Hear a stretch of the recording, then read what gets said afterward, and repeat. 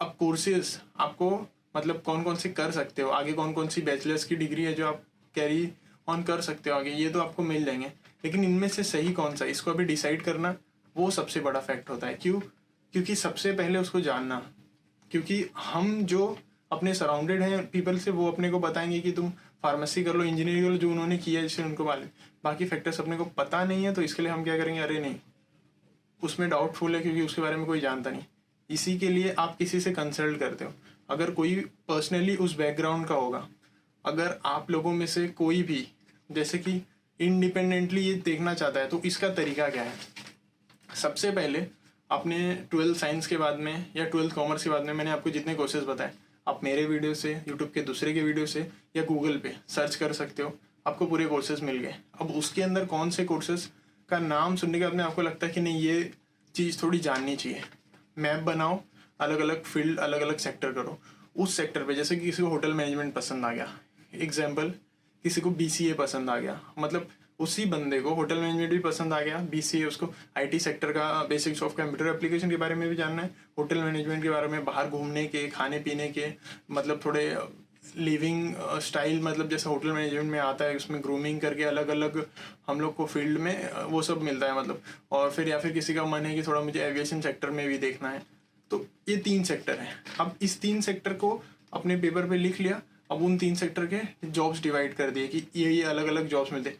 अब पर्टिकुलर जब तक आप ऐसा रिसर्च नहीं करोगे तब तक आपको क्लियर नहीं होगा कि आपको किस में इंटरेस्ट आ रहा है, मतलब किसके बारे में। एटलीस्ट इंटरेस्ट मीन्स क्या होता है, आपको उस चीज़ को समझना, आपको समझने का जो फर्स्ट स्टेप होता है वो उसको जानना होता है कि मतलब आप पहले उसको समझो, उसको जानो, उसके बारे में रिसर्च करो, फिर उसके बाद में आप डिसाइड करो उसके बेसिस पे कि उसकी सैलरी कैसी मिल रही है, उसके अंदर फ्यूचर ग्रोथ कैसी है, और एक एज्यूम करो कि प्रैक्टिकली वो कैसे ग्रो हो सकती है।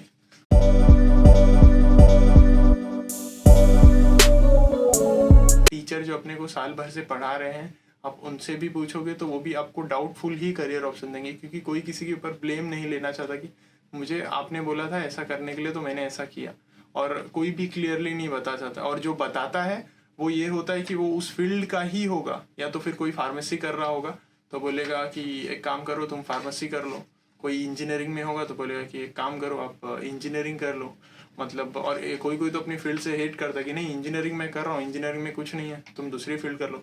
मतलब क्या करना है वो नहीं बताएगा, उसी फील्ड के 2 आजू बाजू वाले बताएगा।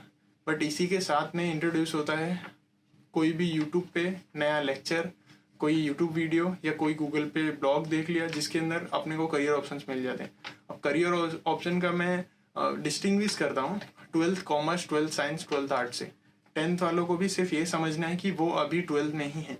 क्यों? क्योंकि 10th वाले सिर्फ ये समझ के नहीं करते कि हम आर्ट्स कॉमर्स साइंस करके बस आगे पढ़ाई खत्म कर देने, वो आगे का एक पर्सपेक्टिव देखते हैं।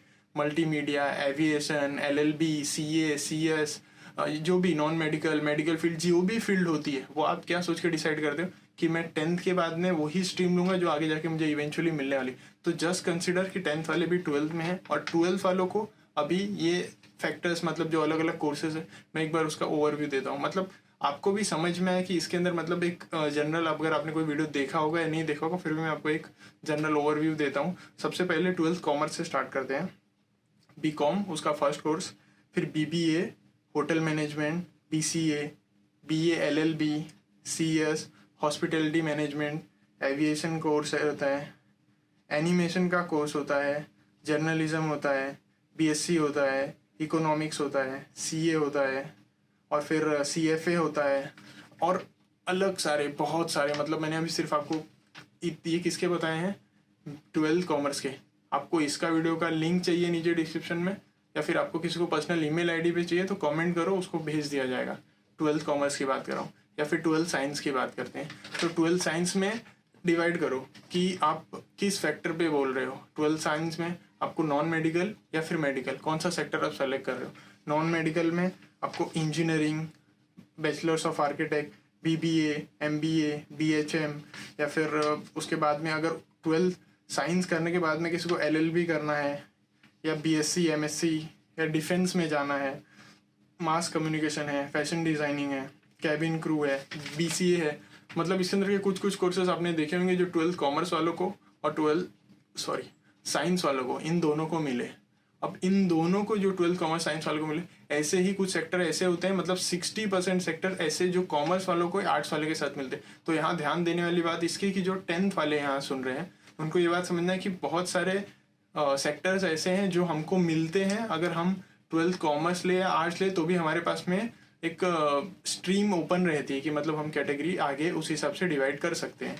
ठीक है, तो 12th साइंस के हो गए। अब 12th साइंस के दूसरे मेडिकल फील्ड के तो MBBS, BDS, MS, MD, diploma, homeopathy, Ayurvedic, ऐसे बहुत सारे कोर्सेस मेडिकल के लिस्ट आपको मिल जाएगी एज यूजल।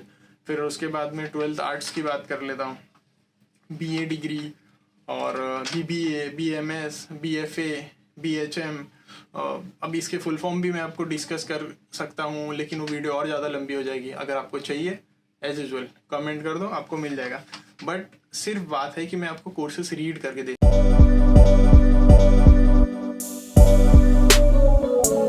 में अगर आपको हमसे कंसल्ट करना है, जैसे कि ये हमारा अभियत फॉरएवर एक 2021 का प्रोग्राम है जिसके अंदर 21 अलग अलग प्रोग्राम्स हैं, जिसके अंदर से एक career options after 10th and 12th है, जिसके अंदर आपको ये सब कोर्सेज के बारे में अलग अलग टॉपिक, अलग अलग ऑप्शंस दिए जाते हैं।